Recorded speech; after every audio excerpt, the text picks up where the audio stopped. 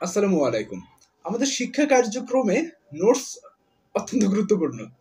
মানে আমার প্রয়োজন মতো আমি আমার সিনিয়রদের কাছ থেকে নোটস আনি। আবার হচ্ছে আমার জুনিয়ররা আমার কাছ থেকে নেয়। এই যে নোটসের যে আদান-প্রদানটা না, এটা আমার কাছে বেশ ইন্টারেস্টিং লাগে।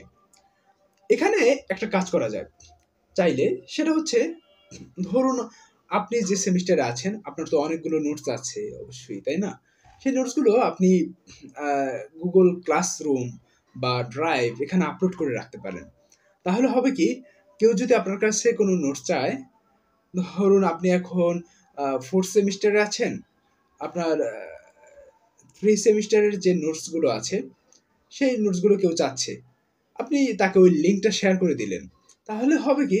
সে তার প্রয়োজন মতো ওখান থেকে নোটস নিয়ে নিল, যে Google Classroom এর কোডটা দিয়ে দিলেন। সেখানে জয়েন করে সে তার প্রয়োজন মতো নোটসগুলো নিয়ে নিল। এতে হয় কি? আ আপনার নোটস নিতে আপনার হয়তোবা আপনি অনেক ভালো নোটস করেন, আপনার নোটসগুলো সবার প্রয়োজন। সেক্ষেত্রে আপনার কিন্তু আর বেশি সময় নষ্ট করতে হয় না। আর যদি এটা না করেন তাহলে দেখবেন হচ্ছে আপনার এরকম করতে হবে যে, আপনাকে যদি একজন নোটস চাইলো, অ্যা আবার কিছুদিন পর আরেকজন চাইলো। ওই নোটসগুলো আপনাকে হাতে নিয়ে ঘুরতে হবে। এই নোটস নেন, নোটস নেন, নোটস নেন। এরকম করতে হবে। বা এটা যদি করা যায়, অর্থাৎ একটা লিঙ্ক শেয়ার করলে, যে এখন তো ডিজিটাল বা এই স্মার্ট, সরি ডিজিটাল কেন বলছি?